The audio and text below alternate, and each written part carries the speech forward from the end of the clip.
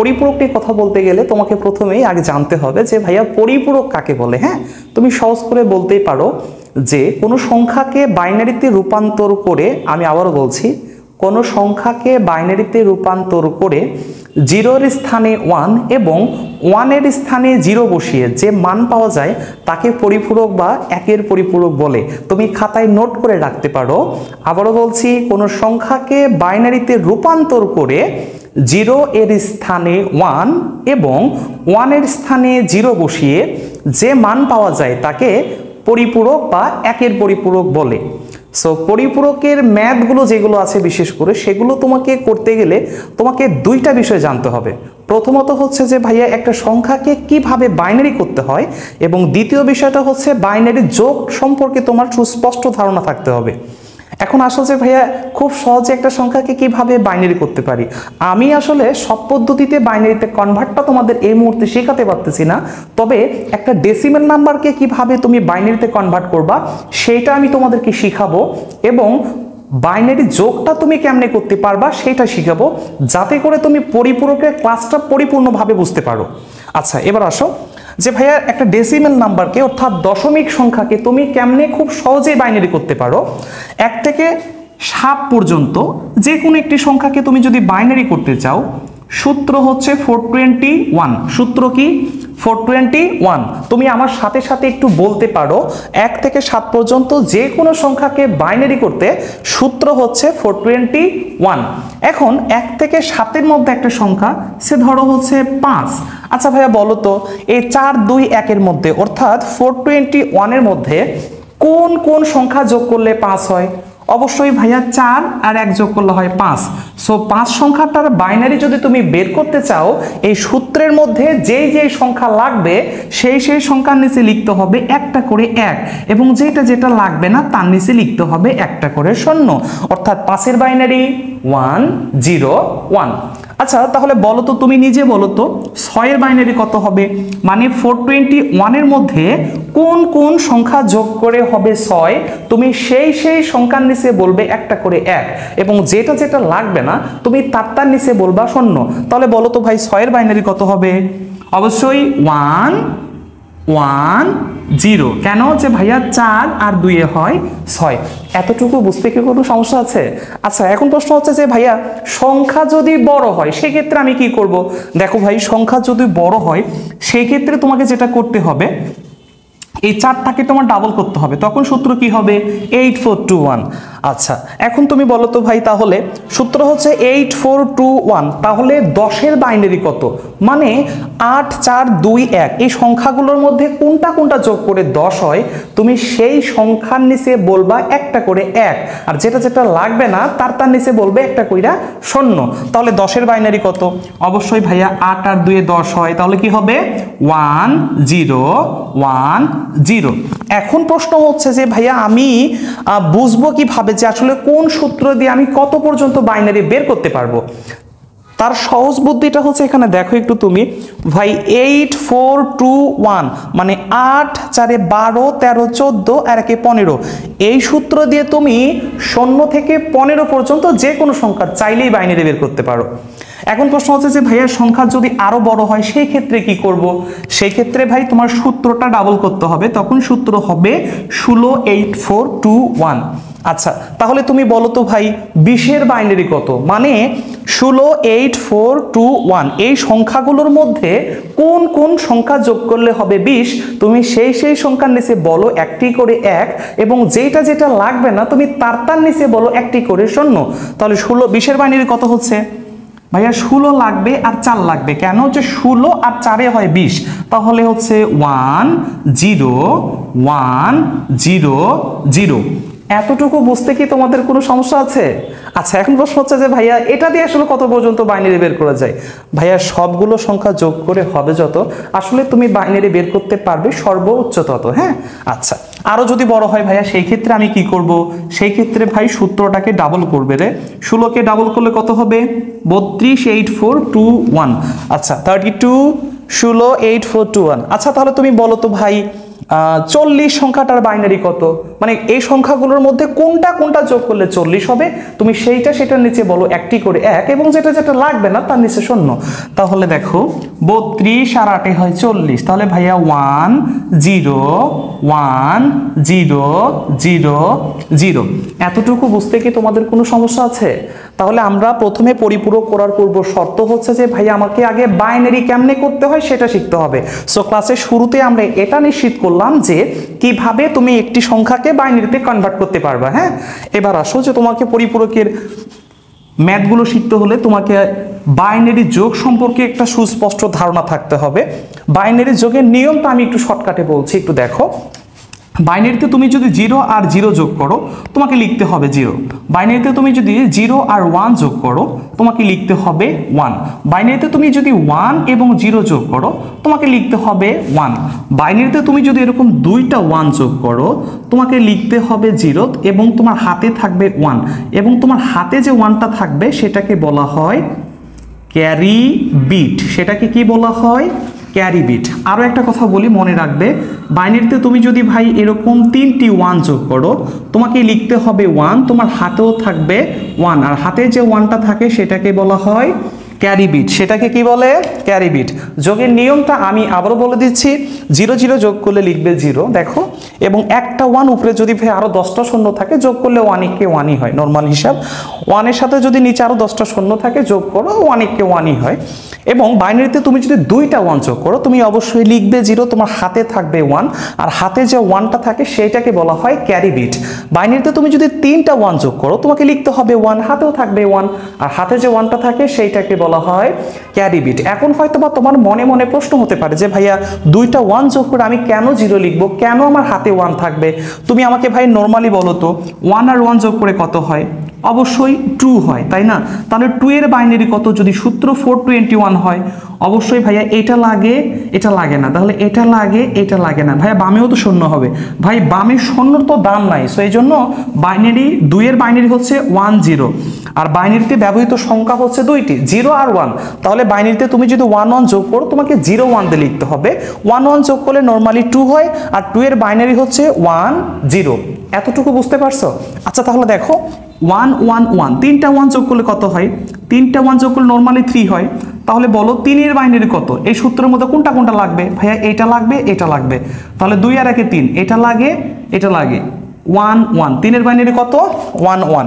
এজন্য আসলে আমরা বাইনারিতে 3টি 1 যোগ করে লিখবো 1, আমাদের হাতেও থাকবে 1, আর হাতে যে 1টা থাকে সেটাকে বলা হয় ক্যারি বিট।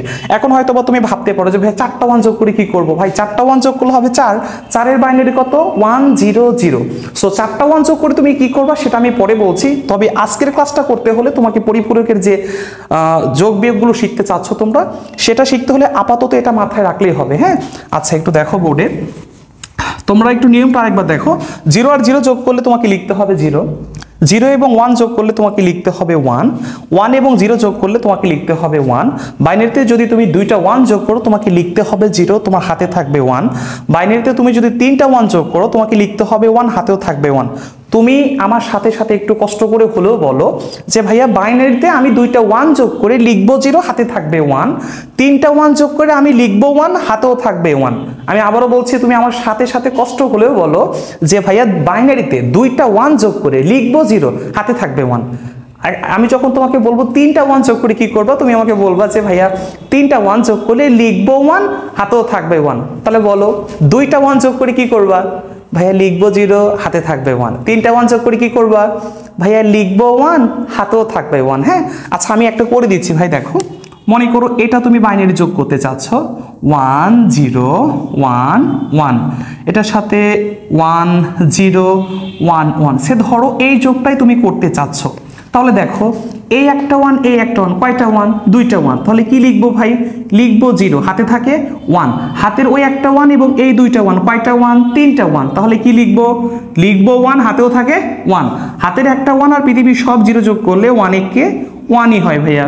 দুইটা 1 যোগ করে কি লিখবো? ভাইয়া লিখবো 0, হাতে থাকে 1। সেই 1টা লিখে দাও, কেন? বামে যাওয়ার সংখ্যা নাই।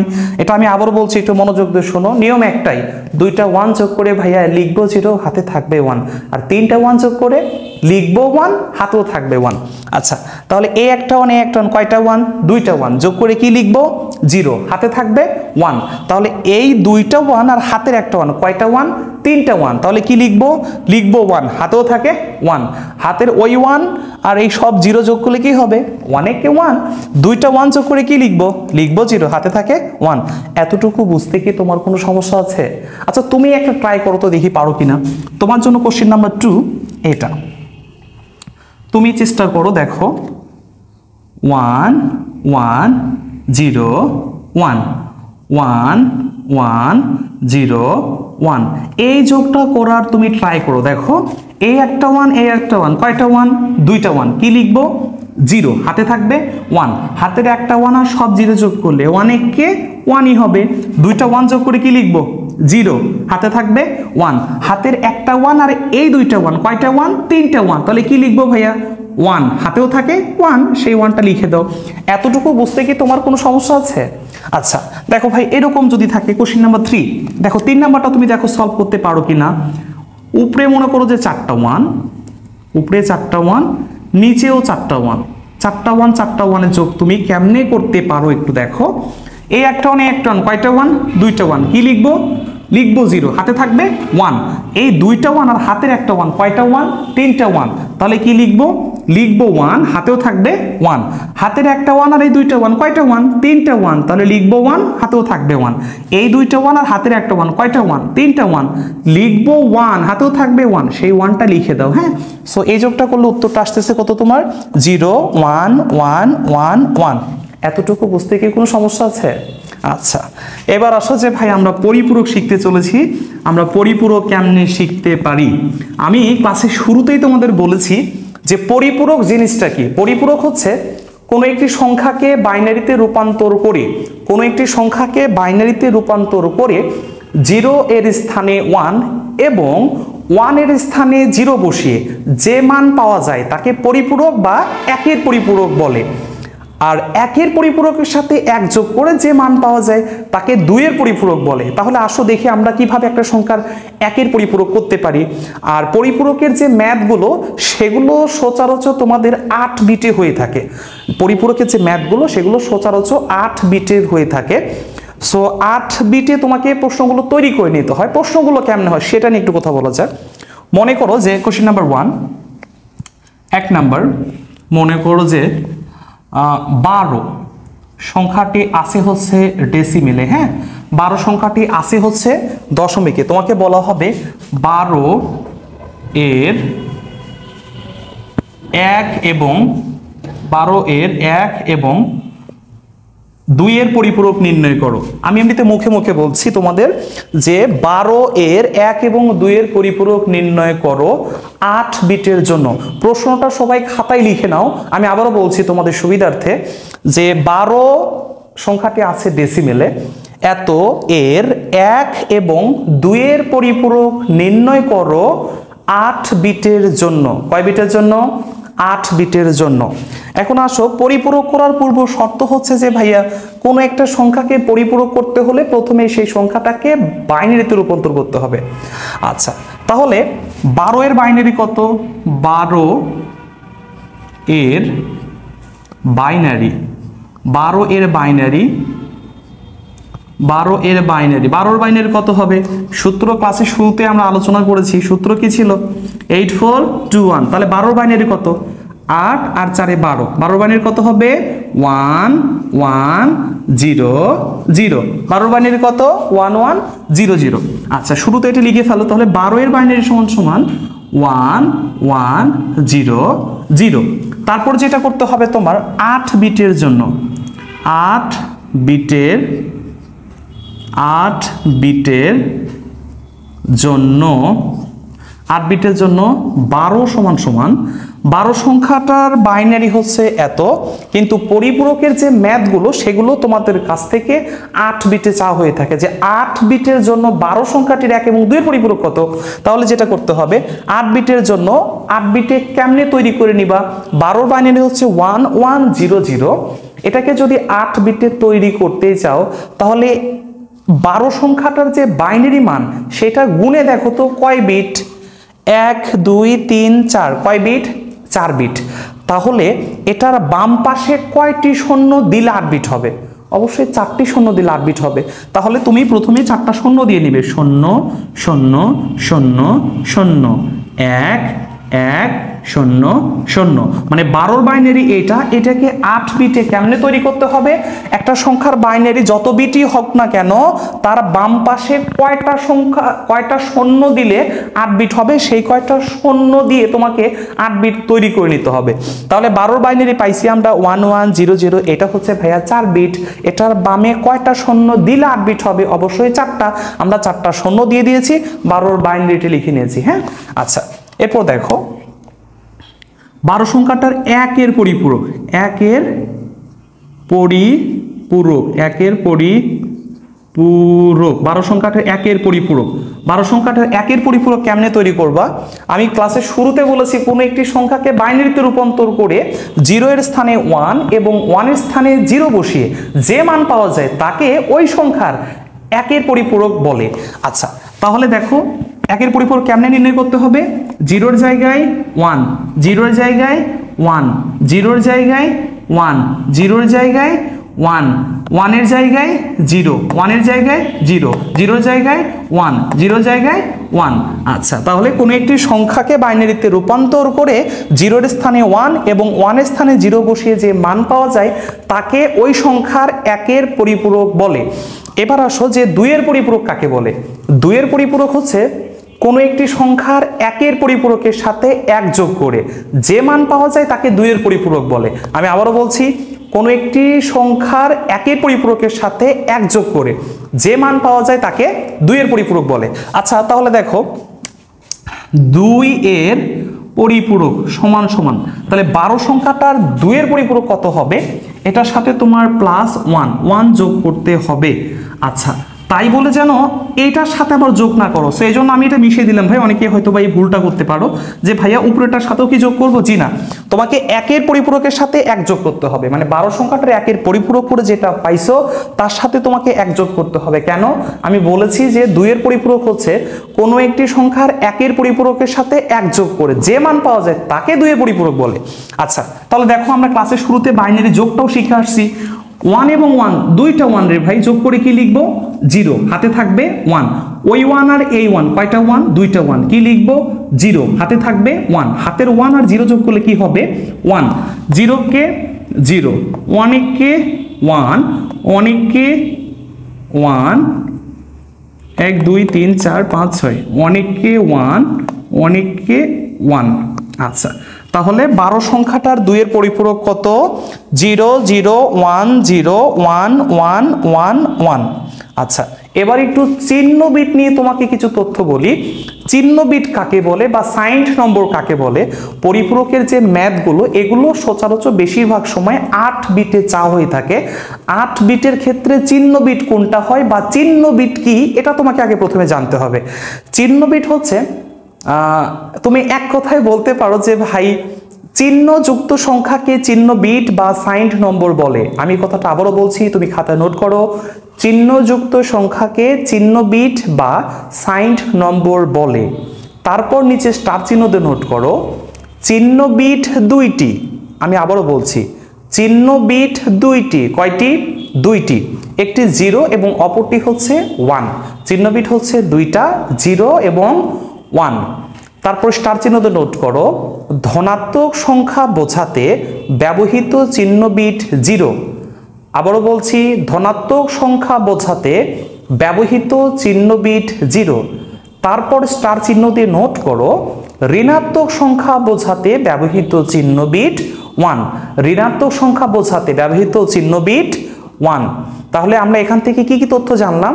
আমরা জানলাম এই যে চিহ্নযুক্ত সংখ্যাকে চিহ্ন বিট বা আমরা সাইন্ড নম্বর বলবো। চিহ্ন বিট হচ্ছে 2টা, প্রথমত হচ্ছে 0 এবং দ্বিতীয়ত হচ্ছে 1। ধনাত্মক সংখ্যার জন্য ব্যবহৃত চিহ্ন বিট বা সাইন্ড নম্বর হচ্ছে 0 এবং ঋণাত্মক সংখ্যার জন্য ব্যবহৃত চিহ্ন বিট বা সাইন্ড নম্বর হচ্ছে 1। এই তথ্যটা তোমাকে মনে রাখতে হবে। এখন পরিপূরকের যে ম্যাথগুলো এগুলোতে বলা হয় যে 8 বিটে চা হয়ে থাকে। 8 বিটের ক্ষেত্রে এখন চিহ্ন বিট তুমি কোনটা কাউন্ট করবে? হ্যাঁ, আচ্ছা, তুমি ডান দিক থেকে গুনে ভাই, ডান দিক থেকে গুনে বাম দিকে অষ্টম নাম্বার বিট যেটা চিহ্ন বিট হবে সেটা। আমি আবারও বলছি, ডান দিক থেকে গুনে বাম দিকে অষ্টম নাম্বার বিট যেটা চিহ্ন বিট হবে সেটা। তাহলে দেখো এখানে 1 2 3 4 5 6 7 8, ডান দিক থেকে গুনে বাম দিকে অষ্টম নাম্বার বিটটা কি পাইছো এখানে 1, অষ্টম নাম্বার বিট কি পাইছো 1, এটাই হচ্ছে তোমার চিহ্ন বিট 8 বিটের ক্ষেত্রে। কিন্তু আমি আবারও বলছি 8 বিটের ক্ষেত্রে চিহ্ন বিটটা কোনটা হবে, ডান দিক থেকে গুনে বাম দিকে অষ্টম নাম্বার বিট যেটা চিহ্ন বিট হবে সেইটা। তাহলে এখানে চিহ্ন বিট কি পাইছো 1। আমি ক্লাসের শুরুতে বলেছি চিহ্ন বিট হচ্ছে দুইটা, একটি হচ্ছে 0, অপরটি হচ্ছে 1। তাহলে এখানে ধনাত্মক সংখ্যা বোঝাইতে ব্যবহৃত চিহ্ন বিটটা ছিল আমাদের 0 এবং ঋণাত্মক সংখ্যা বোঝাতে ব্যবহৃত চিহ্ন বিট ছিল 1। তাহলে ভাই 8 বিটের ক্ষেত্রে চিহ্ন বিট কোনটা, ডান দিক থেকে গুনে বাম দিকে অষ্টম নাম্বার বিট যেটা চিহ্ন বিট হচ্ছে তোমার সেইটা। তাহলে তুমি চিহ্ন বিট এখানে কি পাইছো 1। তাহলে ঋণাত্মক সংখ্যার জন্য ব্যবহার করা হয় চিহ্ন বিট কি 1। তাহলে এখানে 12 যে সংখ্যাটা সেটা হবে তাহলে -12 ইকুয়াল এইটা। এখানে 12 2 এর পরিপূরক কত হবে, -12 ইকুয়াল এইটা। আর একটা কথা বলে দেখো, পরিপূরকের যে তোমরা যোগ বিয়োগগুলো করবা যখন, সেই ক্ষেত্রে অনেক সময় অষ্টম বিটের পরে এ পাশে কোনো বিট আসতেও পারে। পরিপূরকের বিয়োগগুলো বিশেষ করে যখন করবা বা যোগগুলো করবা, এভাবে ডান দিক থেকে গুনে বাম দিকে অষ্টম নাম্বার বিটের 8 বিটের ক্ষেত্রে যদিও বলবে তোমাকে, কিন্তু 8 বিটের পরেও এক একটা বিট থাকতে পারে। সো সেই ক্ষেত্রে 8 বিটের পরে যে বিটগুলো থাকবে সেটাকে ক্যারি বিট হিসেবে কাউন্ট করা হয়। কি হিসেবে কাউন্ট করা হয়, ক্যারি বিট হিসেবে কাউন্ট করা হয়। আর পরিপূরকের আসলে যোগ বা বিয়োগে ক্যারি বিটটা বিবেচ্য বিষয় নয়, চিহ্ন বিট কি আছে সেটাই সবচেয়ে বড় বিবেচ্য বিষয়। আর চিহ্ন বিটের উপরে আমরা ইয়েটা ডিপেন্ড করবে, আমাদের সাইনটা ডিপেন্ড করবে। সো চিহ্ন বিট হচ্ছে ডান দিক থেকে গুনে বাম দিকে অষ্টম নম্বর বিট যেটা চিহ্ন বিট হচ্ছে সেটা। আমি শুরুতে তাহলে প্রশ্নটা আরেকবার বলে দিচ্ছি, একটু দেখো। আমরা প্রশ্ন দিয়েছিলাম 12 সংখ্যাটা আছে ডেসিমেলে, যেটার 1 এবং 2 এর পরিপূরক নির্ণয় করেছি আমরা 8 বিটের ক্ষেত্রে। কয় বিটের ক্ষেত্রে, 8 বিটের ক্ষেত্রে। তাহলে ভাইয়া প্রসেসটা কি, আমি প্রথম থেকে আবারও বলছি, একটু দেখো। আমি তারপর তোমাদেরকে একটা করতে বলবো, সেটা তোমরা আমাকে করে দেখাবে, হ্যাঁ? আচ্ছা দেখো, প্রথমত 12 এর বাইনারি সমান সমান এত, মানে আমি তোমাদের বলেছি 12 একটা সংখ্যা, এটার 1 এবং 2 এর পরিপূরক নির্ণয় করো 8 বিটের জন্য। তাহলে প্রথমত 12 বাইনারি বের করে নিয়েছি, 12 এর বাইনারি সমান সমান 1100। তারপর যেটা করতে হবে তোমাকে, 8 বিটের জন্য 12 সমান সমান কি হবে, বাম দিকে কয়টা শূন্য লাগবে, 4টা শূন্য লাগবে, তারপর 12 বাইনারি লেখো, তাহলে 8 বিটে তৈরি হয়ে গেল, হ্যাঁ? তারপরে কি করেছি, 1 এর পরিপূরক নির্ণয় করেছি। 1 এর পরিপূরক কেমনে করবা, কোন একটি সংখ্যার 0 এর জায়গায় 1 এবং 0 এর জায়গায় 1, 0 এর জায়গায় 1, 0 এর জায়গায় 1, 1 এর জায়গায় 0, 1 এর জায়গায় 0, 0 এর জায়গায় 1, 0 এর জায়গায় 1 বসায় যে মানটা পাবে তুমি, সেটা সেই সংখ্যার 1 এর পরিপূরক। আর 1 এর পরিপূরকের সাথে 1 যোগ করে যে মানটা পাওয়া যায় সেটাকে বলা হয় 2 এর পূরক, 2 এর পরিপূরক, হ্যাঁ? তারপর ডান দিক থেকে গুনে বাম দিকে অষ্টম নাম্বার বিট যেটা চিহ্ন বিট, সেটা চিহ্ন বিট দুইটা হতে পারে, 0 অথবা 1। 0 হলে সংখ্যাটা হবে ধনাত্মক এবং 1 হলে সংখ্যাটি হবে ঋণাত্মক। সো চিহ্ন বিটটা পাইছো তোমরা 1, সেহেতু সংখ্যাটি হবে ঋণাত্মক। অ্যান্সারটা তুমি চাইলে এভাবে লিখতে পারো নিচ দিয়ে, যেহেতু চিহ্ন বিট 1 সেহেতু সংখ্যাটি হবে ঋণাত্মক। আমি আবারও বলছি, যেহেতু চিহ্ন বিট 1 সেহেতু সংখ্যাটি হবে ঋণাত্মক। এখন আমি তোমাদের একটা করতে দিই তাহলে, হ্যাঁ? তোমরা এটা করো তো ভাই। 24 একটি সংখ্যা, মানে 24 দশমিকে আছে, 24 এর 1 এবং 2 এর পরিপূরক কত? তাহলে কি করতে হবে, প্রথমত 24 এর বাইনারি বের করে নিতে হবে, তারপর 24কে 8 বিটে তৈরি করে নিবে, তারপর 1 এর পরিপূরক করবে, দেন তারপর 2 এর পরিপূরক করবে, হ্যাঁ? আচ্ছা আমি তোমাদেরকে একটু হেল্প করছি। প্রথমে তাহলে আমরা 24 এর বাইনারি বের করে নিব, যে 24 এর বাইনারি সমান সমান কত হবে, সূত্র তো তুমি ক্লাসে শুরুতে জেনেছো, কি সূত্র, 16 8 4 2 1। কোনটা কোনটা যোগ করলে 24 হবে ভাইয়া, 16 আর 8 যোগ করলে হবে 24। তাহলে এইটা লাগবে আর এইটা লাগবে, আর এটা লাগবে না, লাগবে না, লাগবে না। তাহলে 24 এর বাইনারি কত, 1 1 0 0 0। আচ্ছা একটু দেখো, তাহলে 24 এর বাইনারি কত পাইছি আমরা, 1 1 0 0 0। একটু গুনে দেখো তো ভাই, এটা কয় বিট, 1 2 3 4 5, কয় বিট, 5 বিট। এটার বাম দিকে কয়টি শূন্য দিলে 8 বিট হবে? অবশ্যই 3টি। তাহলে দেখো আমরা প্রথমে তাহলে 3টি শূন্য দিয়ে নিব। কেন? 8 বিটের জন্য 24 সমান সমান 8 বিটের জন্য 24 সমান সমান, তাহলে 0 0 0 1 2 3 4 5, এই 5টি সংখ্যা লিখে দাও।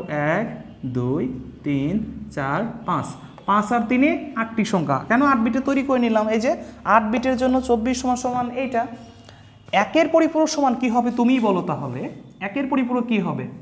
একের পরিপূরক কি হবে? 1 1 1 0 0 1 1 1। এতটুকু বুঝতে কি কোনো সমস্যা আছে? তাহলে দেখো 2 এর পরিপূরক কত হবে? এটার সাথে 1 যোগ করতে হবে, এটার সাথে কি করতে হবে? 1 যোগ করতে হবে। হ্যাঁ, আচ্ছা 1 যোগ করো। তাহলে কত হচ্ছে দেখি আমরা। 1 আর 1 যোগ করে কি লিখবো? মানে 2টা 1 যোগ করে ভাইয়া লিখবো 0, হাতে থাকবে 1। ওই 1 আর এই 1 কয়টা 1? 2টা 1। কি লিখবো? 0, হাতে থাকবে 1। ওই 1 আর এই 1 কয়টা 1? 2টা 1। লিখবো 0, হাতে থাকবে 1। 1 আর 0 যোগ করে কি লিখবো? 1 কে 1, 0 কে 0, 1 কে 1, 1 কে 1, 1 কে 1। তাহলে আমি বলেছি চিহ্ন বিট কিভাবে কাউন্ট করতে হয়। চিহ্ন বিটটা কাউন্ট করতে হবে ডান দিক থেকে গুণে বাম দিকে অষ্টম নাম্বার বিট যেটা চিহ্ন বিট হবে সেটা। তাহলে দেখো 1 2 3 4 5 6 7 8, 8 বিটের ক্ষেত্রে ডান দিক থেকে গুণে বাম দিকে অষ্টম নাম্বার বিট যেটা চিহ্ন বিট হচ্ছে সেটা। চিহ্ন বিট কি পাইছো? 1। টান দিয়ে লিখে দিলাম চিহ্ন বিট। চিহ্ন বিট কি পাইছো? 1। তাহলে চিহ্ন বিট কয়টা বলেছিলাম? 2টা, 0 এবং 1। ধনাত্মক বোঝাইতে 0 এবং ঋণাত্মক বোঝাইতে 1। সো চিহ্ন বিট কি পাইছো? 1। তাহলে সংখ্যাটা কি হবে? ঋণাত্মক। তাহলে -24 সমান সমান এইটা। এখানে যে মানটা পাইছো সেটা হচ্ছে -24 এর মান। আসলে কোনো একটা সংখ্যাকে 2 এর পরিপূরক করা হলে মূলত সেই সংখ্যাটা বেশিরভাগ ক্ষেত্রে তোমার দেখবা যে চিহ্ন বিটটা ঋণাত্মক আসছে। হ্যাঁ, আচ্ছা এখন প্রশ্ন হচ্ছে যে ভাইয়া আমরা যে এই টপিকসটা পড়লাম এখান থেকে যদি এমসিকিউ প্রশ্ন করা হয় তাহলে কেমনে হতে পারে? দেখো একটু বোর্ডে তোমাদের জন্য একটা এমসিকিউ প্রশ্ন কোশ্চেন নাম্বার 3 বলতে পারো। কোশ্চেনটা হচ্ছে এরকম, 8 বিটের জন্য 8 সংখ্যাটির 8 বিটের জন্য 8 এর 1 এবং 2 এর পরিপূরক কত? এটা তোমাদের হোমওয়ার্ক ভাই, এটা তোমরা নিজেরা বসে থেকে করো। প্রশ্নটা আমি আবারও বলছি, এটা এমসিকিউতে আসছিল কোনো একটা বোর্ডে যে 8 বিটের জন্য 8 সংখ্যাটির 1 এবং 2 এর পরিপূরক কত 8 বিটের জন্য, এটা মনে রাখো। হ্যাঁ, আচ্ছা তাহলে প্রথমত 8 এর বাইনারি বের করে নিবা। তারপর 8 বিটের জন্য 8 এর বাইনারি যেটা পাবে তুমি সেটার বামে যে কয়টা শূন্য দিতে হবে সেই কয়টা শূন্য দিয়ে 8 বিট তৈরি করে নিবা। তারপর 1 এর পরিপূরক নির্ণয় করবা 0 এর জায়গায় 1, 1 এর জায়গায় 0 বসিয়ে, এবং 2 এর পরিপূরক নির্ণয় করবা তার সাথে 1 যোগ করে। হ্যাঁ, আচ্ছা তাহলে কত পাবে? তুমি যে এটা পাবে দেখবে যে বেশিরভাগ ক্ষেত্রে তোমার চিহ্ন বিটটা তুমি পাবে হচ্ছে 1। চিহ্ন বিট তুমি কি পাবা?